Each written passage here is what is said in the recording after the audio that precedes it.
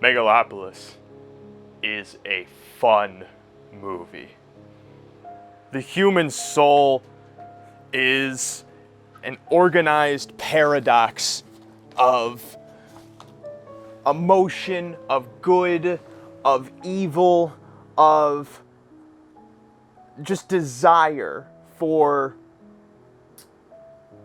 we're not necessarily sure what. The only thing that instructs the soul is the environment, and that can be quite literal. If you look back to the origin of humans and just the ecosystem to which we were able to function, or even just societally and within the invention of civilization, where then our desires are informed purely by the technological advancements that we make, because then that spurs the imagination deeper into what can be possible in what is otherwise impossible. And it's only impossible because it doesn't happen naturally. Civilization itself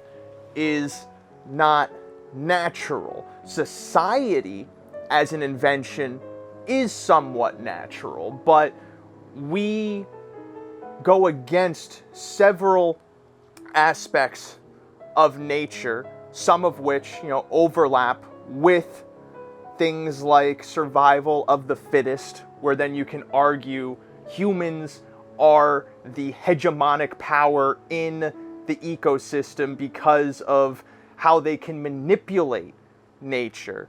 But then that itself raises the question of, is it natural? Does nature manipulate upon itself?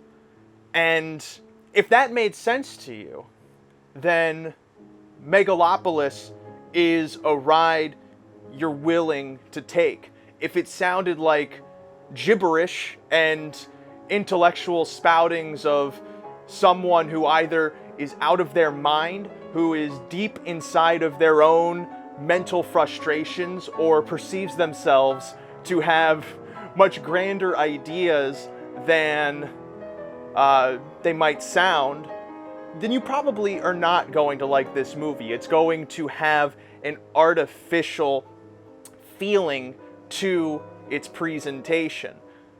But that's what makes it so magical, especially today in this world. I made all of this mess.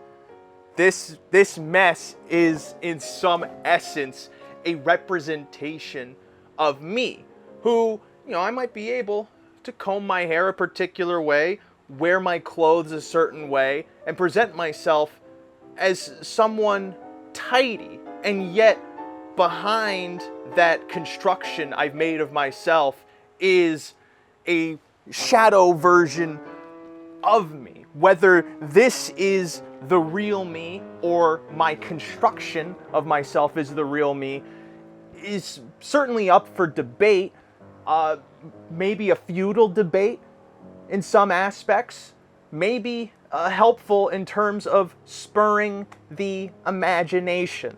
That is what Megalopolis represents to me. Let's go sit. If what you take from movies is narrative, like an epic story of betrayal of powers, or of the intricacies of family, or just those types of specifically, for lack of a better term, story type of movies, Megalopolis is not necessarily going to cater to you. Its plot points all serve more of a dramatic purpose than they do a narrative purpose. The story is secondary to the overarching case that Coppola is trying to make inside of this movie.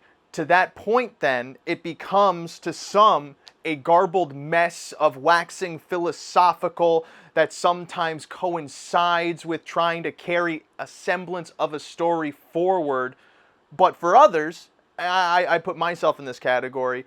It looks more as this human scatterplot or this mosaic of intellectual pondering about not only just society and humanity itself, but also in reflecting upon that specifically in our modern lens. Because this is an ongoing project. Civilization. We're only in the year 2024. Sumer, the first known civilization, according to written record, is only like a couple thousand of years ago. So, especially in the grand aspect of time, which is also a major theme inside of this movie, we aren't really that far into what would be an advanced society. We're certainly much farther than we were from the cavemen, but still, I share so many similarities with my caveman ancestors. There's sometimes too, especially in today's world, people are like, I want to go poop in the woods. And then you go, well, why is that? Well, it makes me feel human. It reconnects me with my past of pooping in the woods. All of this happening in the same time as we may or may not have the capability to invent a little needle shot that can stop tumors from growing inside of you. And how does that happen? I don't know. I don't understand how that works. But medicine is a marvel. The beauty of a movie like Megalopolis to me is in its uncompromising vision. While I have a certain issue in terms of how it's paced, because it feels like it's trying to be cut as a modern movie so that things move forward faster. There are certain jump cuts that are inside because you can just kind of interpret what information can be gleaned from a scene, so then you can save like 5 seconds inside of your scene coverage. Those type of more technical things I have some of an issue with, but otherwise, this movie is purely the ponderings of a frustrated man. A frustrated old man, but I feel like old is used as a pejorative in many cases there, versus looking at it as someone who's trying to share or bestow some sort of wisdom or experience that you can only achieve from having been on the planet for over 8 decades. Me, I've only been on this planet 2. I've gathered a lot, but I'm not also going to act like I have a full grasp about the culture of the 1960s and the 1970s. As a matter of fact, one of the things that I personally am trying to be better about is seeing how those times in the past, from where my parents grew up and such, how they are more similar to where we are now than as this almost waxed image in our brain. Because since we weren't inside of those times, we imagine them to have like this different atmosphere, this different essence. But the way that you can see the world, and how right now I'm looking through the camera at you, I'm looking at all this technology around me. You can even bring your brain back to perceiving the world as you are, but inside of a log cabin, where candles are your technology, where the wood stove is where you get your heat and your meals. The way that we look at and interpret the world is no different. The only difference there comes from our evolution of our intellect. And on top of that, the technological advancements which allow us, again, as I said earlier, to push our imaginations. Caesar represents all of that. There's a reason why him, as this visionary who wants to carry the world into the utopia, also has this control of time. In some aspects, the artist, whatever their pursuit is, has a way of being able to pocket time into a moment, or control moments of time and manipulate them into something that has a greater value than its just literal occurrence. Like a painting, for instance, could be just of a single point in time, but depending on how you accentuate the people, how you bring out the background, and on top of that, the colors you use, how you use the geometry to express them, all of that can change how you look at that moment in time, and it can invoke different types of emotions from you based on how it's presented. But it's the same moment in time.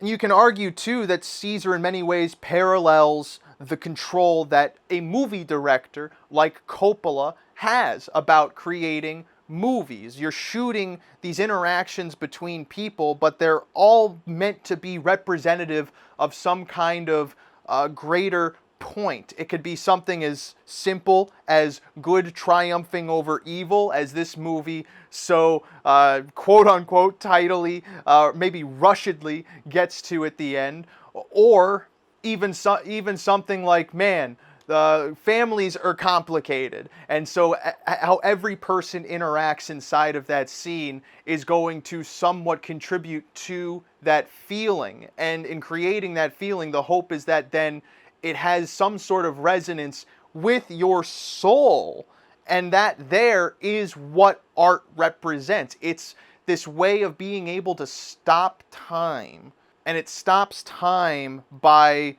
creating this moment of grandeur. And this movie especially tries that too, with so much of the visual imagery and how it uses the canvas of the film screen in ways beyond just the camera shooting a scene or just CGI trying to make up things that they wouldn't be able to do in real life. I hate to say this because I feel like, saying things in a way where it's like it insists upon itself, or like metafiction and things like that, especially in this postmodern world, feel kind of cliche and trite, given just in some of the ways they've been executed. But the beauty of a movie like Megalopolis is that through all of its disjointedness, of its potentially trite mimicry of Shakespearean drama, even down to the dialogue and down to the choruses yapping about what is happening inside of the story just for a specific crowd of people. Megalopolis is just this human experience, and in its attempt to tackle all of these grave concepts of the human experiment, especially coming from a man who himself is running low on time inside of his years, Francis Ford Coppola, it almost inherits this human feeling of just wanting to contribute something to the world, to the canon, to the way I always look at it as the artistic well that we all take from as inspiration, and that many hope to try and contribute back to. And that's the beauty of a guy like Coppola, because he has such an unfettered vision, and this specific passion project has been loaded with such turmoil over many decades that you can feel that artistic frustration, and even it's finally getting executed, it's getting filmed and edited, and how it's put together, and it still carries this element of just anger at the systems that be, and a desire to want to try more than is willing to be attempted. And that's where it's interesting. It's a movie that, in all honesty, like, abandons trying to have a traditional story. All the story serves to do is be this vehicle for Coppola to purge himself of these musings and these ponderings that, only a man who has observed society and civilization for as many years as he has, or just for lack of a better term, an older person, could gather and want to contribute, because at a certain point your time does start running out. And so what is this future generation that you are going to try and nurture? Not that it's necessarily a single person's responsibility, but it is the responsibility of a culture to want to try and build a better tomorrow than you were able to have. When most people describe having kids, it's in that same vein. When you create the next generation, quite literally, you have this want for your kids to be better than you were, to not make the mistakes that you did. The kid, the child, and especially inside of Megalopolis, this is quite literally, a child is this vessel for you to hope again, because that there is a literal contribution you are giving to the well. You are creating this person who may be able to build upon whatever it was that you were, or your spouse was, your partner, whoever it is, and be that instrument to push humanity to that next step. Because otherwise you fall into the nihilist's cookbook of there's really no point to it. 3 parts cynicism, 2 parts despair, and then that's the rest of your life. Life without hope is just meandering to death. And nobody that I know finds joy in just crawling towards their inevitable demise. That's not what brings happiness. And so for many, I think the disjointedness of the movie's presentation and the disorientation of its plot are things that they perceive to be working against it. And I would argue that in certain cases, that the pacing of the movie and such, it doesn't help carry that point that Coppola is trying to make. But it does also make more clear that this entire project is meant to just be a dramatization of these philosophical ideas. That in looking at it as purely just a vehicle to wax poetic, which also has such a negative connotation for people, Coppola is simply just using the mechanisms of cinema in terms of plot, of visuals, of editing, music, all these types of things to create this representation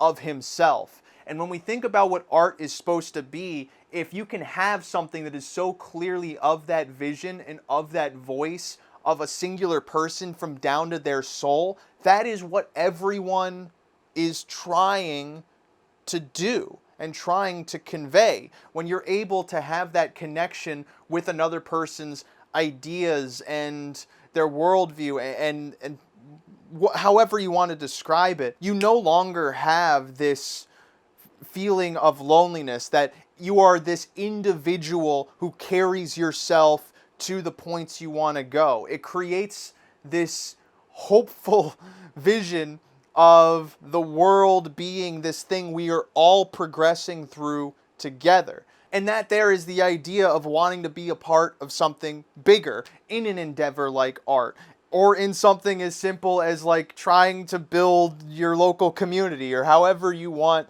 to go about it. And so that's the biggest piece I appreciate about Megalopolis, is that it is so unwavering in its commitment to be authentic and to even maybe in just an annoying way try to be didactic. Many people will take those efforts and then think, oh, he's trying too hard to be smart, so therefore I'm not going to like it. And a lot of that also just hinges on the ego too, of really how much are you as a viewer much smarter than a person like Coppola? Because I don't think in making a movie Coppola necessarily is saying I'm smarter than all of you.